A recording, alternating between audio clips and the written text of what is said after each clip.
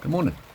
In the shame of my ignorance, which was the rest of my life, I used to think people who believed in God were weak. Weak. What they were doing was removing their own thoughts, processes, their own critical thinking skills, and replacing them with someone else's. It's like, here's the example. I read a book, Richard Bach stuff, Jonathan Livingston Seagull, and one about the same story when it's him in his airplane. It's brilliant. And it's this story that I'm in now, telling that we live in. The world he's describing is the world that we exist in. And I remember getting really excited about it and talking to a girl I was seeing at the time, and she said, "You're just quoting from a book." And I went, "Fuck yeah, I am. I'm just regurgitating this stuff that I've learned because it's exciting, but there's nothing of me in it. It's all Richard Bach." So good lesson. Thank you, God. He dropped into my girlfriend at the time, who then done me probably. Don't remember. And so I investigated it, and it set it even more certain for me that I was right. Oh yeah, that thought I had when I was a child about God, about quoting books, that's what the vicar was doing. I'm right. Double down. No God. Great. Atheist, materialist lifestyle. I'll go and live that. Yeah, it's unsustainable. You just exist in this, in a pointless life. It's pointless. The life becomes pointless, meaningless. You're jumping from validation to validation, this is what I did.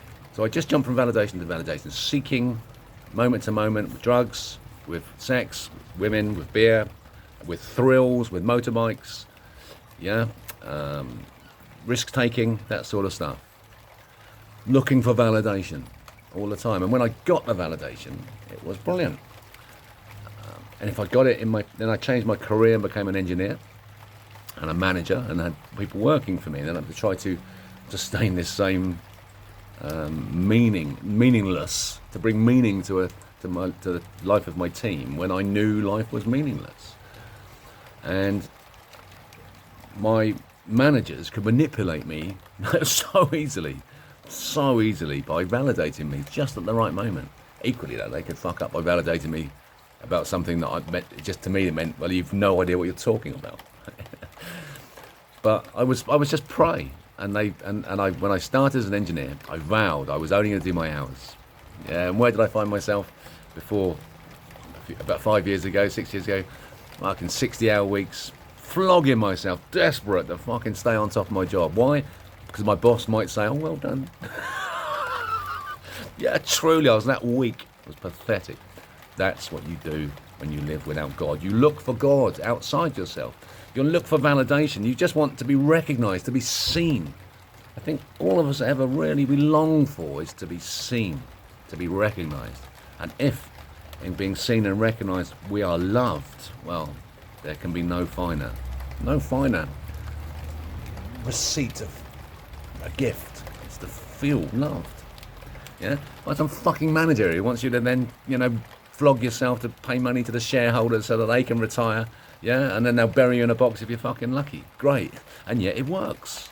It works. Why? Because everyone has been forced off the fence. Off the fence. You've been forced on the wrong side about God. Now, the only position to take about God for anyone who has any kind of two brain cells that are still connected together in there, still little fires going on in there, is that God might exist. There's no evidence that God doesn't. Absolutely none. No matter how many fucking nonsense books are written by jumped up comedians or anybody else. Yeah? Dawkins is a good example of a man of real heart and commitment. I've got massive respect for him, but he's completely wrong. Yeah, completely wrong. He's boxes himself into a corner all the time because you can't prove it. He tries to prove it intellectually. Others will try to prove it because of their own political agendas. So this is where you must be. 2024. Get back on the fence. Fucking get back on the fence. God might exist. Okay? And there's no point doing anything else. Nothing is worth now doing. If you still think God does not exist, you are a fool. And you will be separated from your people and you're going to suffer. really, really, really suffer if you only have to have a hint of what hell might be like. A fucking 0.00001% chance that when you die, if you've behaved like a cunt, you might go to hell. Why would you do it? Yeah? Why would you do it? And it's because they've been manipulated in the same way. Take Werner Heisenberg as the managing director of the world. What everyone wants is for Werner Heisenberg to say, oh, well done, and they'll be happy. That's it. That's it. So Werner Heisenberg has replaced God. Now, here's something I learned, and this is worth taking on board when you look at the double slit experiment and the bullshit that you're fed about quantum. 1927, I think, but it's certainly as part of the Solvay conferences. 1930, wasn't it? Solvay conferences and the Copenhagen interpretation. Heisenberg and Max Born say quantum is a closed theory. You're not allowed to look any further into it. And they said that, and that's and nobody does. You're not allowed to do any. Not allowed to find any answers that aren't Einstein or aren't Copenhagen. You're not allowed to. The topic is sealed. Sealed. Why is it sealed? Because when you look in there, you can prove to yourself that God exists. You can. It's doable. I've done it. From first principles, I have derived for myself an entire philosophy and theology that proves that God exists. Now, and I find that a wonderful thing.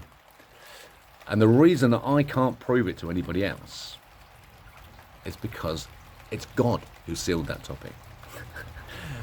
It's not Heisenberg at all. Man has no power. Man can't have that kind of power. It's ridiculous. Only God can do that. So he's used Heisenberg to seal the topic. He's left all the technology on the table for us to destroy ourselves with. And we are. It's great, isn't it? As a lesson. As a lesson to us. We've got to learn this lesson. So, does that make any sense? But the reason you can't understand quantum is because you don't believe in God. And you've chosen not to believe in him. The first step to understanding quantum is to get back on the fence and say, God might exist, and that I know that Reynolds found God through this route. What will I find? At the very least, I must be prepared that God may arrive, and that part of the journey of the science and the understanding of the knowledge is going to be of myself and the deeds that I have done, because he'll sneak up. All the shit I did in my past that I could bury easily because I didn't believe in God will suddenly start to bubble up to the surface, and you'll have to manage this stuff while you're doing the learning about the quantum. And it's, in fact, you'll see that the quantum becomes utterly irrelevant and meaningless and boring, but nonetheless exciting. But compared to what you actually discover, which is the meaning of life is to be loved by God and to love him back as much as you possibly can. And that's it. All the other stuff then just falls on top of it. So that's been my journey. And it's first principles, and it's engineering. God's an engineer. Dr. Victor Levy, 1915. That's where we're going. Are you ready for the journey? Are you on the fence? Can you feel the splinters working their way into your arse already? The sooner you get off, the more comfortable you will be. Come over onto my side. It's really lovely here. Welcome to New Earth.